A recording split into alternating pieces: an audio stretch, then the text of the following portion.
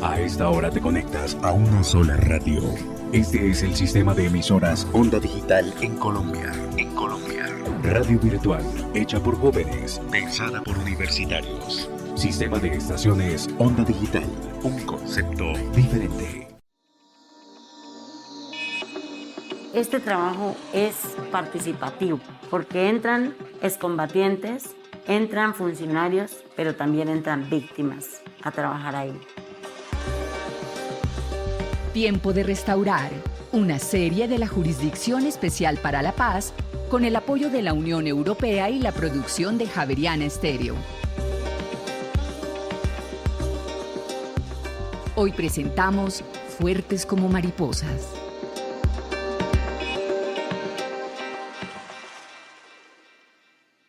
Cuando viene la entrega del informe, que era un libro hermosísimo, hermosísimo, con la foto de las madres marchando, hermosísimo. Cuando yo fui a hablar, yo sentía que se me iba el mundo. De la alegría, yo no sabía si no implorar a Dios, gracias Señor. Pero yo era así con yo no sentía, me sentía como por el aire de la alegría que tenía. Y pasé por encima de la mesa de ellos y yo los miraba como que decía, este es el remedio mío. Esto es lo que a mí me va a sanar este dolor.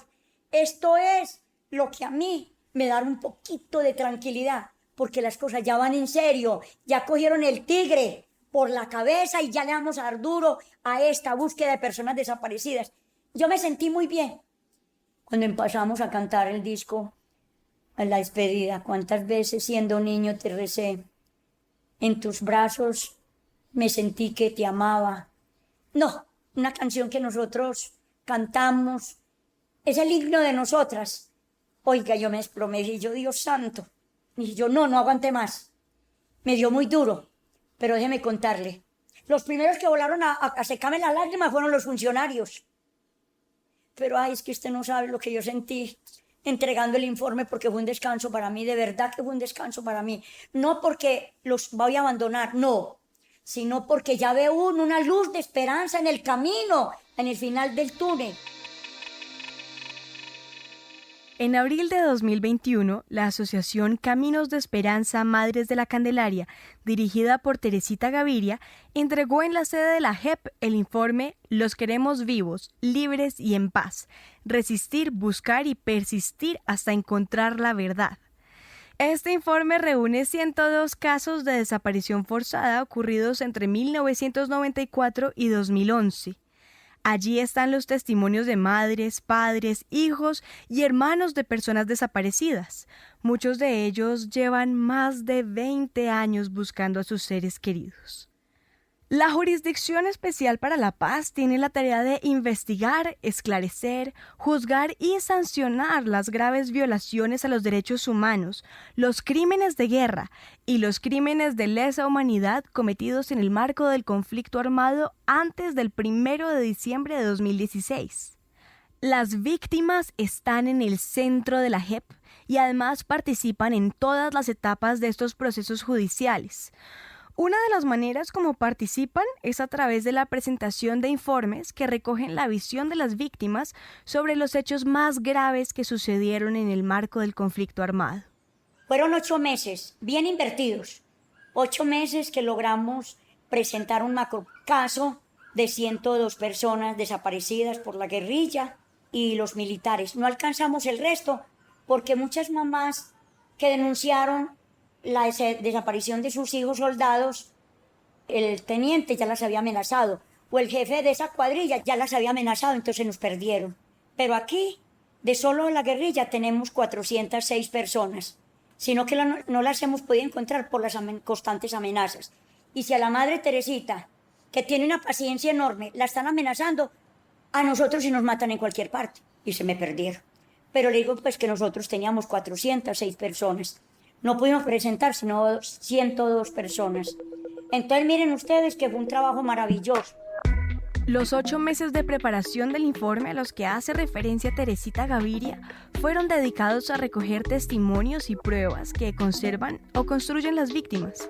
Ese proceso, que exige cuidado, memoria y mucha fortaleza, es también una forma de sanar. Muchas víctimas que se han visto obligadas a callar encuentran en la elaboración de los informes una oportunidad de restaurarse exteriorizando y compartiendo su dolor.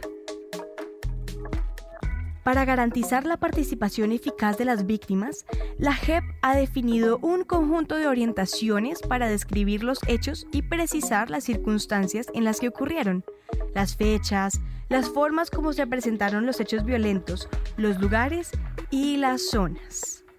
Para la JEP, es muy valioso si en el informe se hacen visibles los hechos que afectaron a las mujeres, niñas, niños, adolescentes y jóvenes, a la población LGBTI, a las comunidades étnicas, a víctimas en condición de discapacidad y a las personas mayores.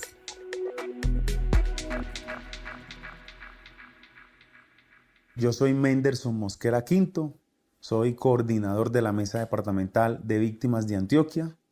Este espacio lo vengo frecuentando hace alrededor de 4 años, cuando nos presentamos en las mesas municipales a ser partes prácticamente de la política pública de víctimas, a proponer, a opinar.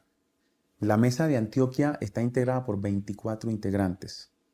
La particularidad nuestra es que somos de todas las 9 subregiones de Antioquia, es decir, todos tienen participación. Y nos trazamos en que los 8 representantes que hay por desplazamiento forzado, porque tenemos varios hechos victimizantes en la mesa que representan esos derechos, como este desplazamiento forzado, los 8 integrantes, lo que hacemos es, nos vamos a las subregiones donde cada uno está domiciliado, visitamos a las mesas municipales o a organizaciones, nos reunimos con las personas a conversar, a hablar del protocolo de participación de víctimas, a hablar temas, aclarar conceptos, y allí surgen algunas personas que nos quieren contar su historia. Como nosotros diseñamos el formato, se lo entregamos. Hemos encontrado que hay víctimas que no saben leer ni escribir, que hay víctimas que no han terminado el bachillerato ni la primaria, porque en su época o estudiaban o trabajaban, o a otros les tocó salir corriendo del monte porque lo iban a matar.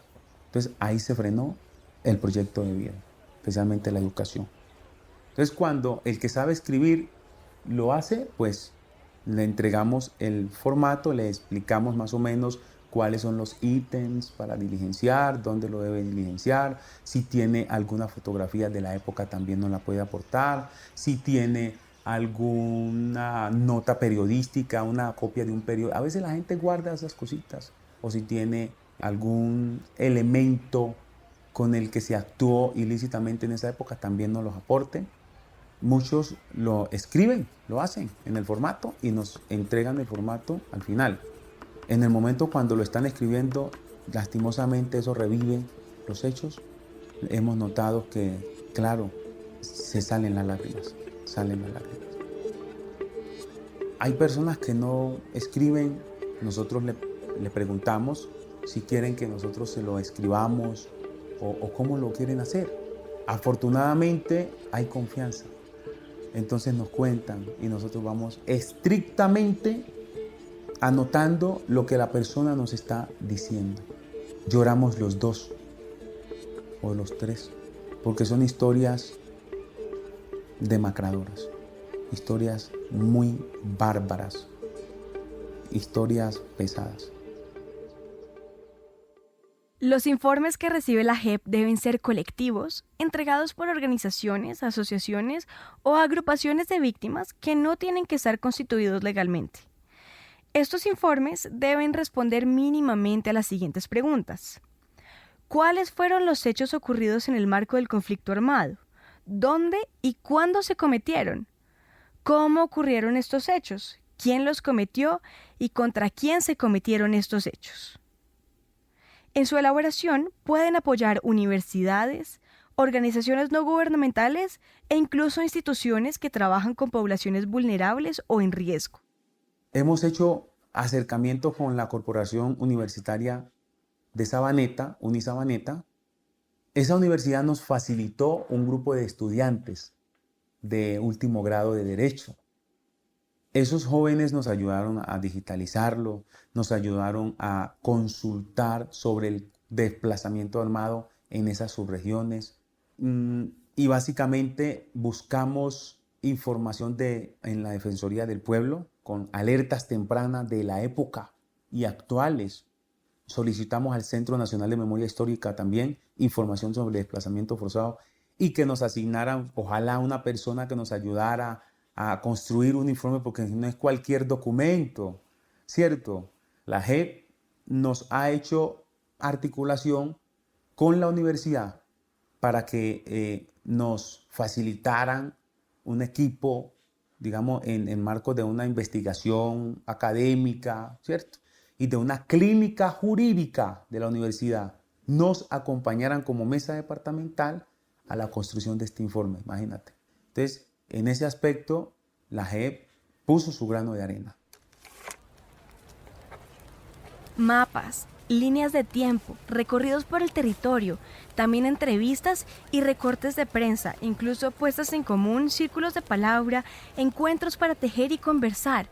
Estas son algunas de las maneras para que los relatos vayan saliendo y para recoger la información clave. ¿Quiénes fueron las víctimas y quiénes los responsables? ¿Quién le hizo qué a quién? ¿Cómo, cuándo y dónde? Esos informes deben contener, evidentemente, si es posible, identificación de los actores, lugar en donde se presentaron los hechos, en lo posible, frases de cómo se expresaban o qué tipo de códigos utilizaban en esa época, de cómo se comunicaban, inclusive si portaban un tipo de uniformes. Y por eso nosotros tomamos la documentación de casos porque brinda muchos más elementos que pueden dar indicios a descubrir en que este responsable esté diciendo la verdad o esté apartándose de la verdad. Por esa razón, y construimos nosotros ese formato que contiene estos elementos. Porque pues amerita una organización, le da una estructura cronológica también al informe y finalmente pues va a ser una herramienta muy relevante jurídicamente para el fiscal de la Unidad de Investigación y Acusación. Yo trato de hacer un símil o equiparar a la Unidad de Investigación y Acusación en el marco de la justicia transicional con el sistema ordinario, que lo que hace la Fiscalía, ¿cierto? Si bien es cierto, en el sistema ordinario la Fiscalía es la que lleva la investigación, ¿cierto? Activa la investigación. En la justicia transicional, en la JEP, la OIA como unidad, si es una unidad es como una instancia, lo que hace también es básicamente observar estos informes y sacar un tipo de indicios, digamos, que le den conducencia y sean congruentes y necesarios como una prueba, básicamente, al proceso judicial que esté adelantando el magistrado de la Alta Corte, la JEP. Desde su puesta en marcha, la JEP puso en circulación una cartilla pedagógica en la que se describen los requisitos mínimos para un informe. También se promueven procesos pedagógicos y de acompañamiento psicosocial. Mi nombre es Karen Ferrer Rudas, tengo 35 años, vivo en el municipio de Santo Tomás Atlántico, víctima del conflicto armado. La JEP ha hecho acompañamiento en cuanto al tema de dar las directrices de cómo, porque ya nosotros vamos donde las personas y se documentan, se hacen las entrevistas. A veces cuando las personas, nos ha tocado a veces ser hasta psicólogos, porque a veces cuando las personas empiezan como que a hablar, porque documentar es hablar, explicar todo el proceso, y las personas, eso toca de una u otra manera las fibras más sensibles del corazón, y uno como que, llega al punto en que eso te conmueve también, más que todo porque también uno lo vivió, uno como que lo siente más, porque uno lo vivió, y cuando las personas van contando, entonces también como que la terapia de que respiras profundo, como que hacer también terapias de autosanación. Y nos hemos empoderado.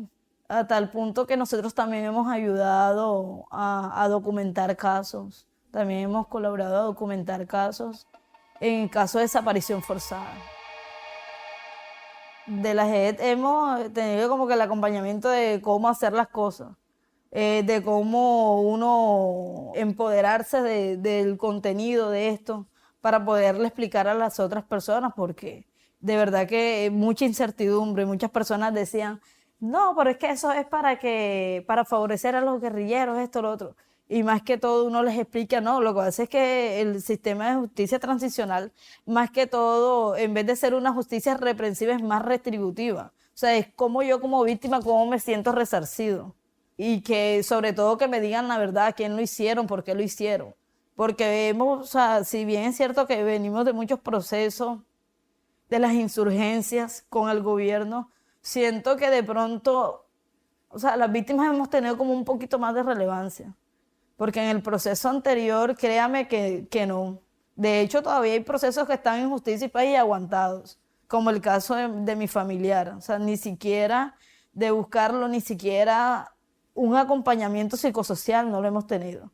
Todo lo que nosotros hemos tenido en lo psicosocial, en el empoderamiento, en el acompañamiento, porque como organizaciones sociales, como plataformas, lo exigimos y hacemos los contactos y hacemos la incidencia.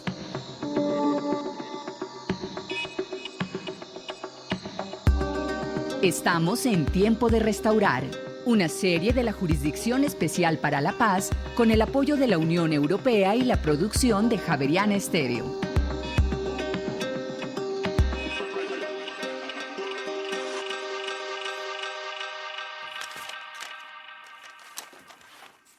Luego de recoger testimonios, ordenarlos y sistematizarlos, las organizaciones hacen entrega del informe a la JEP. Así se promueve una justicia participativa. Por eso es habitual y muy poderoso que se hagan entregas en las que las organizaciones se encuentren con los magistrados de la JEP. Se produce un intercambio en el que las víctimas expresan su propio dolor y las expectativas de reparación. Así lo vivió Rocío Granja. Mi nombre es Rocío Granja Moncayo, soy de la ciudad de Pasto, Nariño. También soy defensora de derechos humanos y representante de la Asociación de Desarrollo Integral para Víctimas Regional Nariño, ADID. También lidero y represento a la Asociación Mujeres Unidas Defendamos Nuestros Derechos, Víctimas de Violencia Sexual en el marco del conflicto armado.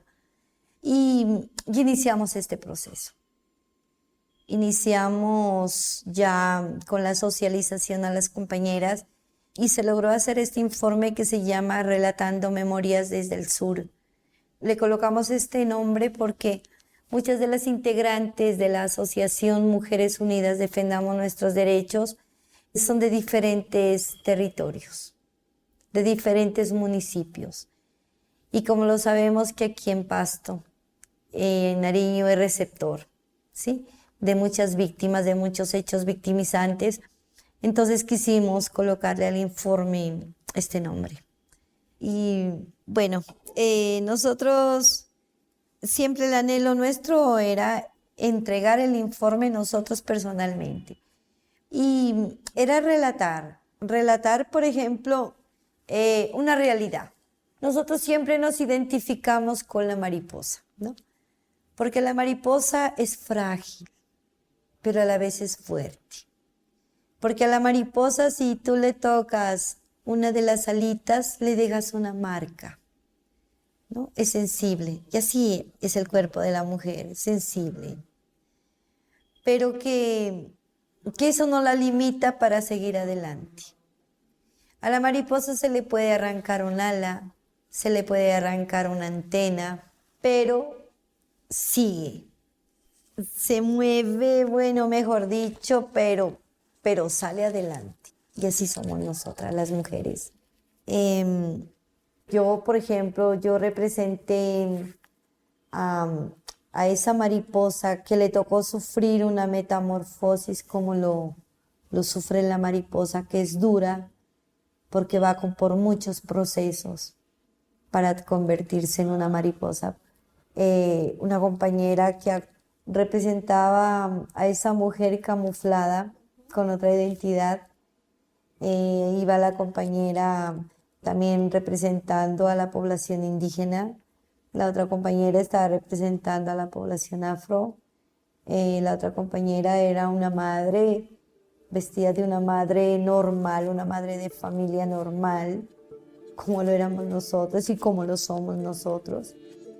Primero, durante la escena colocamos una mariposa herida, una mariposa con sus quebrantos, con sus secuelas, ¿sí? Pero que entre todas hubo un momento en que todas nos uníamos para ir parchando esos dolores, ir solucionando, ir buscando, ir tapando esas heridas. Y eso es lo que hacemos nosotros cuando buscamos ayuda psicosocial, buscamos ayuda espiritual. Y entonces eso nos ayuda a este cuerpo de mujer que se convierte en mariposa, irnos sanando. Y bueno, todo eso pasó en Bogotá, fue genial. Cada una leyó un capítulo del informe. Entonces, al verlas que ellas también con esa fuerza, con ese valor, entonces yo miraba y decía, mira, me da gusto verlas fortalecidas. Los casos presentados por las víctimas están relacionados con graves infracciones al derecho internacional humanitario o graves violaciones a los derechos humanos, como la desaparición forzada, la violencia sexual, el secuestro, además la tortura, el reclutamiento de menores o el desplazamiento forzado y el genocidio. En la JEP, los informes son recibidos por la Sala de Reconocimiento de Verdad y Responsabilidad y de Determinación de los Hechos y Conductas. Esta sala tiene la obligación de contrastar cuidadosamente la información que puede servir para alimentar los 7 grandes casos que ya está investigando la JEP o para crear unos nuevos. Los informes están orientados a reconocer lo sucedido y también a garantizar la no repetición. Entonces fue un trabajo articulado, fue un trabajo muy bonito, muy importante, y en el cual pues lo mejor fue que nosotros estábamos tranquilas para poder relatar lo vivido. Eso fue pues lo que pasó. Se documentaron 30 casos, pero en el informe aparecen 32 casos porque 2 compañeras tuvieron repetición de este hecho victimizante, entonces, y fueron en diferentes contextos, entonces ahí en el informe se evidencia que fueron 32 casos. Entonces, pues también hay jóvenes, hay compañeras pues que fueron niñas cuando ocurrió este abuso. También hay adultas mayores, también que por muchos años se tuvo oculto este dolor, pero que gracias a este puente, digo yo, y a esta articulación con la JED, fue que se logró realizar este informe tan anhelado que nosotros lo solicitábamos. Y por eso creo en la JED, creo en las instancias que se crean para acceder a esta verdad, a esta justicia, a esta reparación, pero lo más importante es a luchar por esas garantías de no repetición. Y ojo a esto, las organizaciones de víctimas indígenas, negras, afrocolombianas, raizales, palenqueras, la comunidad rom y las de derechos humanos tienen plazo hasta el 22 de marzo de 2022 para hacer entrega de sus informes a la Jurisdicción Especial para la Paz. Así, las víctimas, que son el centro de la misión y acciones de la JEP, podrán seguir siendo escuchadas a la vez que contribuyen a construir la verdad de este conflicto para aportar a la paz. Tiempo de restaurar, una serie de la Jurisdicción Especial para la Paz, con el apoyo de la Unión Europea y la producción de Javeriana Estéreo.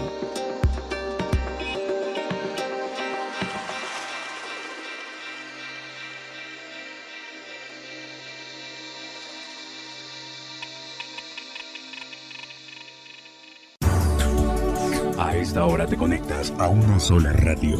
Este es el sistema de emisoras Onda Digital en Colombia. En Colombia. Radio virtual, hecha por jóvenes, pensada por universitarios. Sistema de estaciones Onda Digital. Un concepto diferente.